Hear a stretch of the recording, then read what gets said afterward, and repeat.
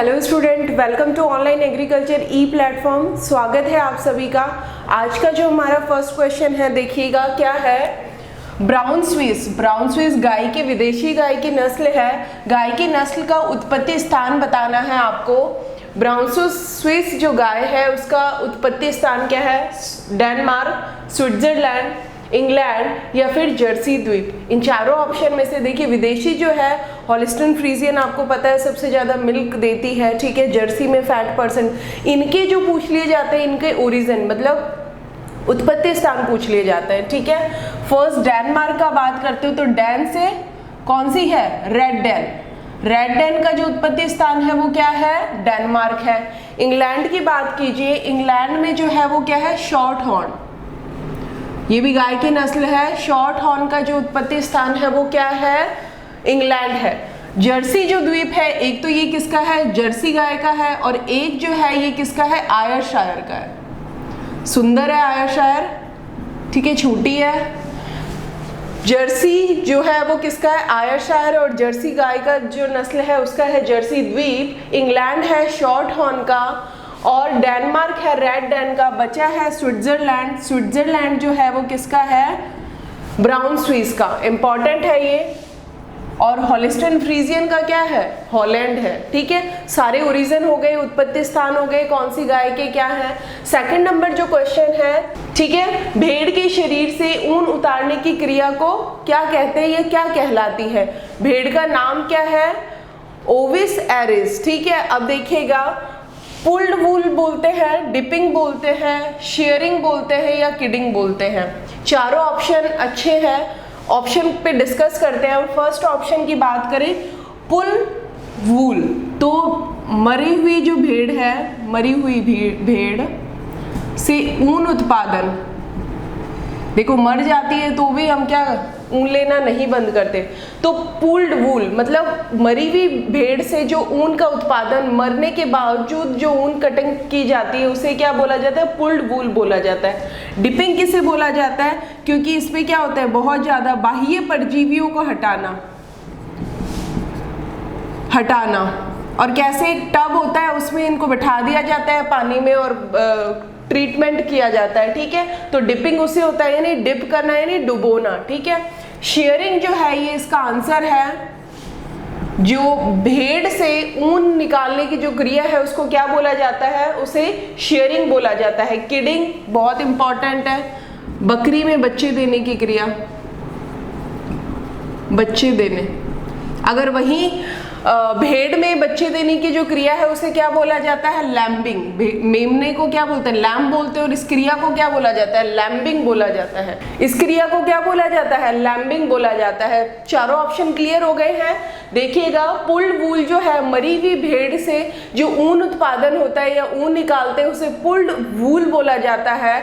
Second number पे sharing है। Sharing का मतलब ही है भेड़ के शरीर से ऊन निकालने की जो क्रिया है उसे शेयरिंग कहा जाता है। किडिंग जो है वो क्या है? बकरी में जो बच्चे देने की क्रिया है उसे क्या बोला जाता है? किडिंग बोला जाता है। वहीं भेड़ यानी ओविस एरिस जो है वो अगर बच्चे देगी तो उसको क्या? लैम्बिंग बोला जाता है, ठीक है। और ये जो है वो क्या है? डिपिंग यानी बाह्य परजीवियों को, क्योंकि भेड़ जो है वो क्या है? चलता फिरता म्यूजियम है, क्योंकि इसमें क्या बाह्य परजीवी बहुत ज्यादा अटैक करते हैं, ठीक है।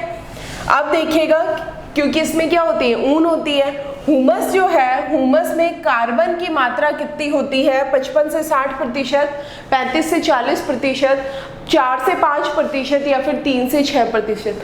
बहुत सिंपल क्वेश्चन है। देखिए, इसमें जो हुमस में कार्बन की मात्रा होती है, हुमस का ब्लैक रंग किसके कारण होता है? इसी के कारण, ठीक है।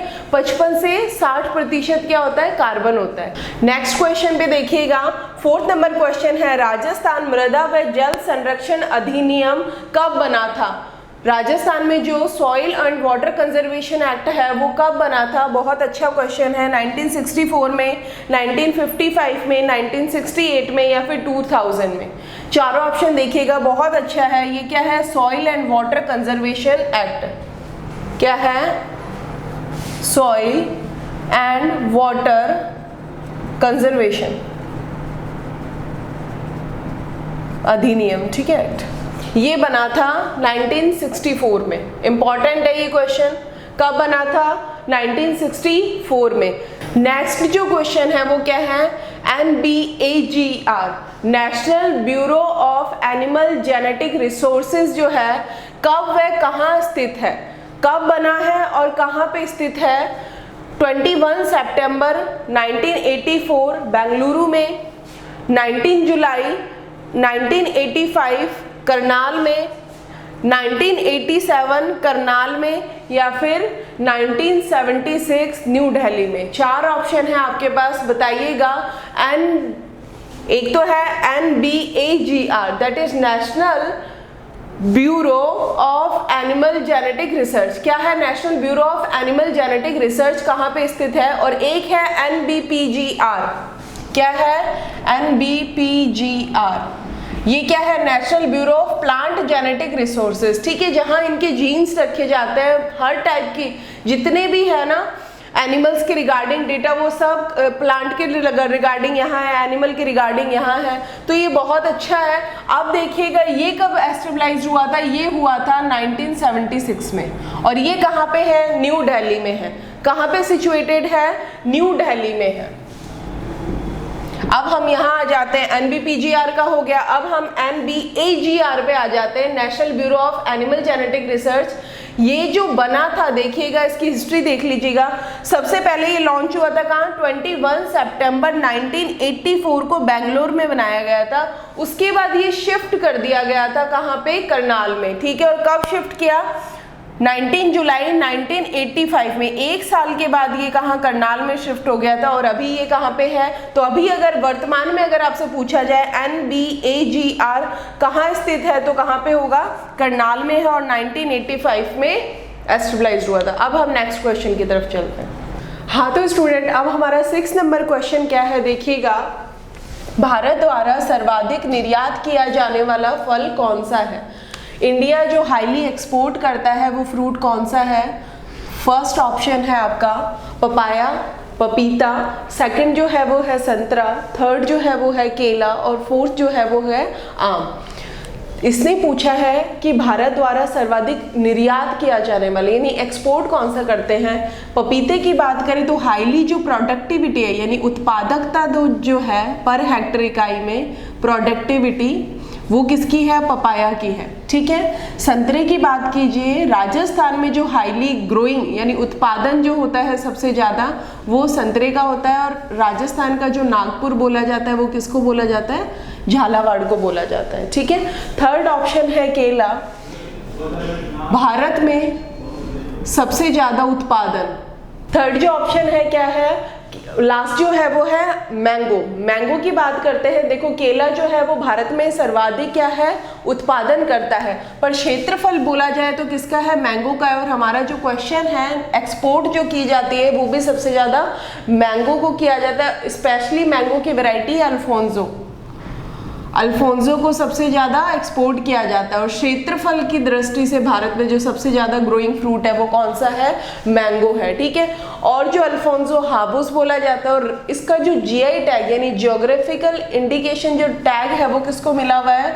वो मिला हुआ है Ratnagiri, Maharashtra. First question 6 number question हमारा कंप्लीट होता है। नेक्स्ट क्वेश्चन की तरफ देखिएगा। कलम का कितना हिस्सा भूमि में दबाते हैं? जब आप कटिंग लेते हैं, प्रोपगेशन करते हैं, उसमें जो कटिंग लेते हैं उसका कितना हिस्सा जो है वो जमीन से बाहर रहेगा और कितना हिस्सा जमीन के अंदर रहेगा? 1/2 भाग, 3/4 पार्ट, 2/4 पार्ट या फिर 2/3 पार्ट। अब देखिएगा जमीन से बाहर कितना रहेगा? ये सॉइल है, ये कलम है, इसे ऐसे और ऊपर से ये जो कलम का होता है वो शेप ये होता है। ठीक है, थोड़ी सी ढलान लिए हुए। तो इसमें क्या होता है देखिएगा, 2 बर्ड तो ऊपर होती है और 3 बर्ड जो होंगे वो नीचे होंगे। यानी 2/3 जो हिस्सा है वो कटिंग के लिए पार्ट यूज में लेते हैं। और ये जो कोण बन रहा है ये कौन सा है? 45 डिग्री का। ठीक है, क्वेश्चन जितना भी है कटिंग से ये रहा 2/3 जो है भाग वो लेते हैं हम कटिंग का। ठीक है, 2/3 पार्ट लेते हैं कटिंग का। कैसे है, 2 बर्ड ऊपर की तरफ होगी, 3 बर्ड नीचे की तरफ होगी, जब भी होगा तो क्या हो जाएगा, जर्मिनेशन स्टार्ट हो जाएगा। क्लियर है। नेक्स्ट क्वेश्चन क्या है, वैज्ञानिक विधि से दही जमाने का, यानी जो कर्ड जमाने का गर्मियों में जो स्टार्टर या जामन काम में लेते हैं वो कितना परसेंट होता है, 1%, 2%, 3% या 4%। स्टार्टर जो काम में लिया जाता है वो कितना परसेंट लिया जाता है देखिएगा। और बात कब कर रहा है, गर्मियों की। गर्मियों और सर्दियों में अलग अलग होता है, देख के आप आंसर टिक करिएगा। गर्मियों में जो स्टार्टर लेते हैं वो 1% लेते हैं, 1%। और ये आगे देखिएगा सामने लिखा हुआ है वैज्ञानिक विधि से, ठीक है। तो वैज्ञानिक विधि से जो दही जमाने के लिए स्टार्टर काम में लेते हैं, जामन काम में लेते हैं, वो 1% लेते हैं। अगर इसने यही बोल देता कि सर्दियों में जो काम में लेते हैं वो कितना लेते हैं, वो 3% लेते हैं। ये किसके लिए है, सर्दियों के लिए। क्लियर हो गया। देखिए नेक्स्ट क्वेश्चन क्या है, फलों को पकाने के लिए सामान्यतः पीपीएम इथाइलिन, आपको पता है पकाने के लिए जो यूज किया जाता है वो क्या है, इथिलीन है, ठीक है। C2H4 का प्रयोग किया जाता है, फॉर्मूला है ये, ठीक है। 500 to 1000 ppm, 1500 to 2000 ppm, 100 to 200 ppm या फिर नन ऑफ दिस।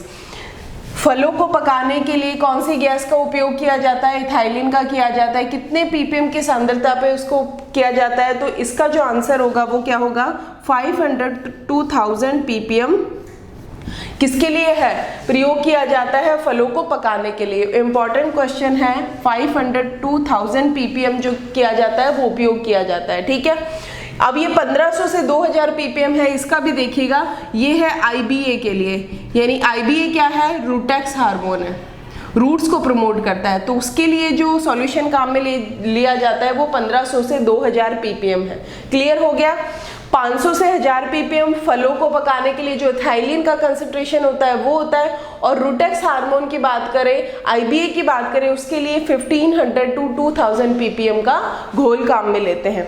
राष्ट्रीय पशु रोग नियंत्रण कार्यालय का प्रारंभ हुआ, ये नया क्वेश्चन है करंट अफेयर का, ठीक है। राष्ट्रीय नेशनल एनिमल डिजीज जो कंट्रोल है वो कब कार्यक्रम कब प्रारंभ हुआ है, ठीक है।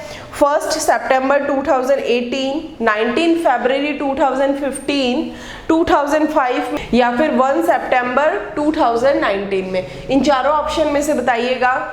19 फरवरी 2015 में, ये सबको पता है, soil health card scheme start हुई थी। कहाँ से, सूरतगढ़ से। लॉन्च किसने की थी, हमारे प्राइम मिनिस्टर जी ने इसे लॉन्च किया था, ठीक है। राष्ट्रीय पशु रोग नियंत्रण जो है वो कब स्टार्ट हुई थी, 1 सितंबर 2019। 1 सितंबर 2019 को स्टार्ट हुई है ये स्कीम, और ये कहाँ से हुई है, मथुरा यूपी से।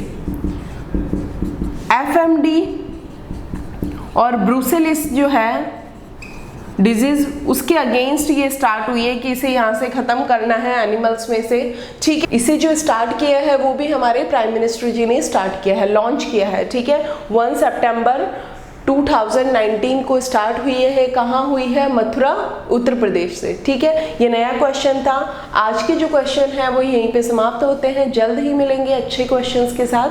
Thank you so much.